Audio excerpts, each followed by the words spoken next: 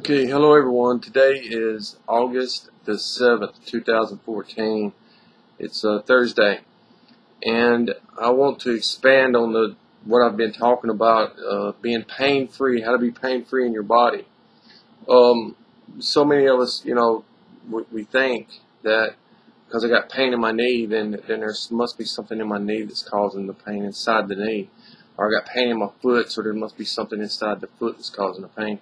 A lot of times we don't think about uh, that it could be from other sources other than what we've been told our whole lives. So that's going to be the basis of this teaching here, and I'm going to just break down the basics of what we need to know in order to be pain free. Okay. Now, like you have pain in your body, and all day long, all you do is sit and you focus on that pain, and you think about it, you talk about it, you tell your friends about it. That's all you ever do. You even if you're not telling your friends about it, but you're sitting there and you're thinking about it all day long, all that's going to do is make that pain stay there. Okay? And in a way, you're focusing on it, but at the same time, you're fearing it. Okay? What if this happens, or what if it's something worse than I'm thinking? A lot of people think, what if it's a blood clot or cancer or all kinds of things. For sure, go get checked by an MD. For sure, go get checked by your medical doctor. Always get checked up. But if your doctors don't find nothing and you still have pain in that area, then give what I'm talking about a thought and practice it. It's called tension myositis syndrome. It's tension. Okay, the number one killer in America is stress, guys. The number one killer in America is stress, and it's also the number one reason people are in pain, in physical pain in their bodies. It's real pain. It's not just pain that's made up in your mind. It's real pain that's in your body, and we've never been taught this. We've never been taught that. We're taught that you have headache, okay, and it's caused because you got stress and you got worries and you're thinking on something too much. You can get a headache that way. You're taught that, but you're not taught that pain can you can have a headache anywhere in your body. That pain can be anywhere in your body. Okay? So number one, the fear. Okay? So if you get a pain in your body, say you bent over one day and you was going to pick up a bag of groceries or something, or even a pencil off the floor, and all of a sudden you have a pain shoot through your back. If you, at that time when you have that pain shoot through your back, if you all of a sudden start fearing, oh my God, my back just went out, oh my God, what happened, oh my God, and start putting all these fear thoughts to what could happen to your back, and start focusing on your back, and that's all you do is keep your thoughts focused on your back. And at any other time, you could get better within a matter of days, okay, from this. But as long as you're fearing that pain, as long as you're focusing on that pain, then what's going to happen, it's going to stay there. It's going to stay there, and it's going to generate more pain. It's going to generate more pain. It's going to generate more pain. And then after a while, it becomes a habit, You'll just unconsciously be thinking about this pain in your knee, or this pain in your back, or this pain in your elbow.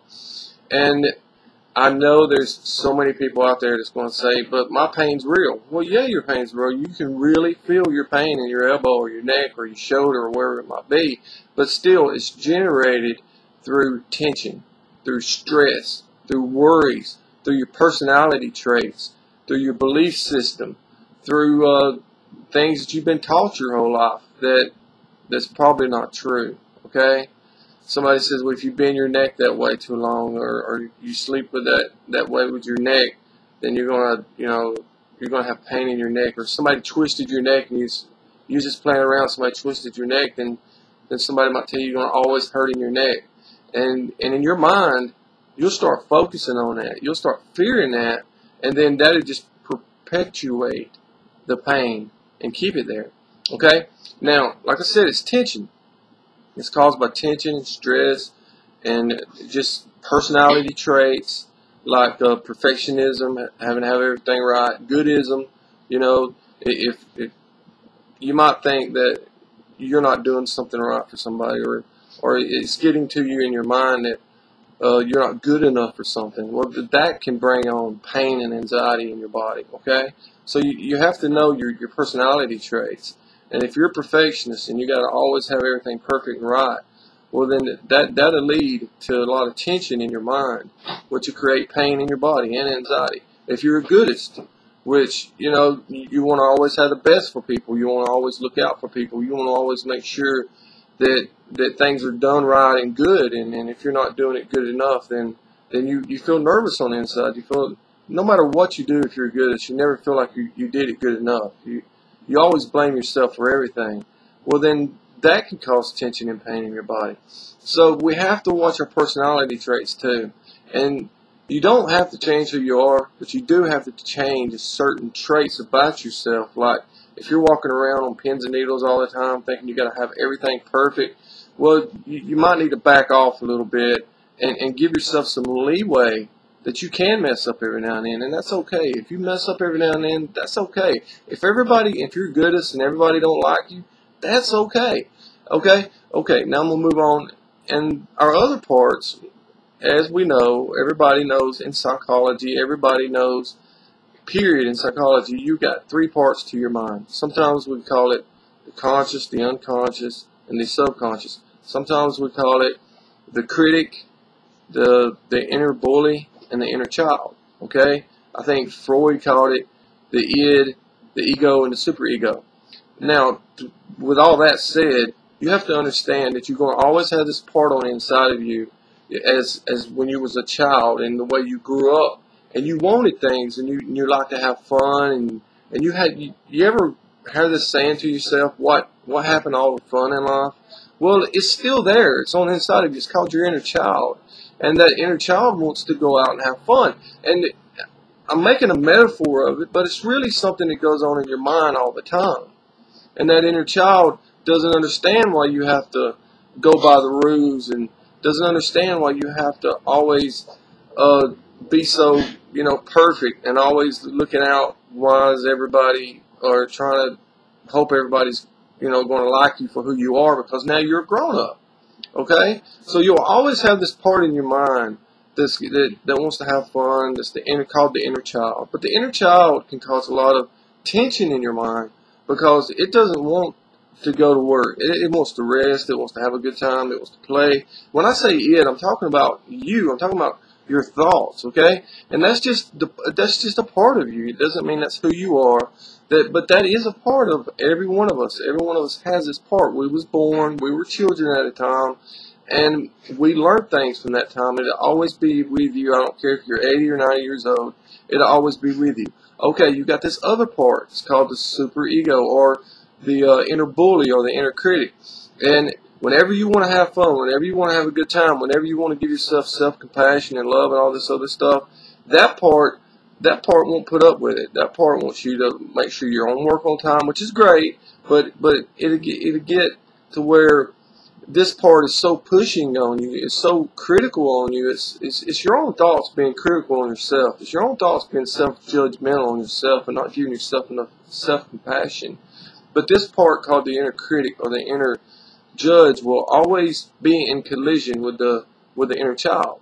So if we don't know how to balance those two out, then in your mind you're gonna always be thinking these thoughts of this called pensive thoughts, okay? And pensive thinking is what comes from thinking thoughts of the superego part, the parent part, and then the child part, always colliding in your mind. Okay, now how do you work with those? How do you work them? You can feed both of them. You ever heard that?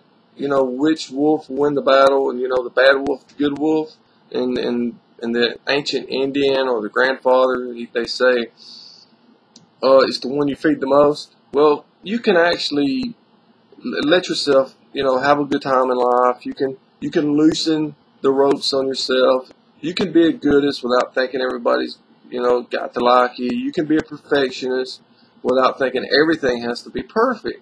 You can have these qualities and cultivate these qualities because they're great qualities. Some people don't have these qualities. So if you've got these qualities, they're beautiful qualities, they're great qualities, and if you cultivate them in the right way, then you'll grow. The tension in your body will leave.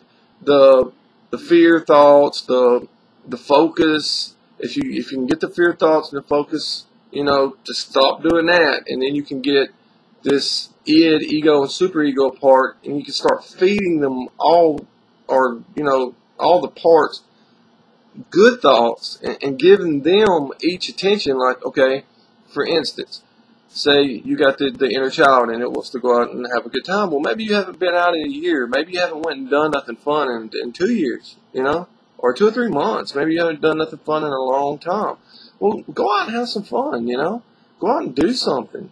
The idea of fun could be just a walk in nature. The idea of fun can be just going over and seeing some family that you haven't seen in years. It might be, your idea of fun might be seeing some friends that you haven't seen in years. Okay, that's one way to calm, that part of your body, and soothe. It's called soothing. Okay, and the other part is like the part that always wants you to be on work on time. Always the inner critic.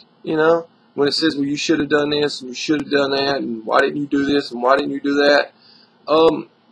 You can control that part. And all you got to do is, you can actually say in your mind, just, I'm going to lighten up on this. I'm going to lighten up on this. I don't have to have everything perfect all the time in order to be happy.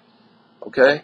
So just think about these. Think about, like when you get pain in your body, and the way you fear it and the way you focus on it is going to keep it there. And also this inner tension that's derived from the id, ego, and superego, or the inner critic, the bully, and the inner child. Whichever ones you want to call them, it doesn't matter. But most of the time, the inner critic, the inner bully, the inner child, all that's going on subconsciously, because you generated these thoughts when you was a child, and you've had them your whole life. They're there, and you need to know they're there, because they're creating tension in your body. If you have pain in your body, if you have anxiety, then these are creating tension in your body. If you can learn to feed them good, good things, then the pain in your body can leave. If you can learn to stop fearing the pain in your body, stop focusing on it, and start feeding the id and the inner child, which is the id, and the parent part, which is usually the critic and the inner bully, then you can start to lose this pain in your body. It takes reconditioning, creating new neural pathways from your thought lines down through your body to create this new neural pathways that will build up and strengthen your body to where you will heal and you will get better. Okay?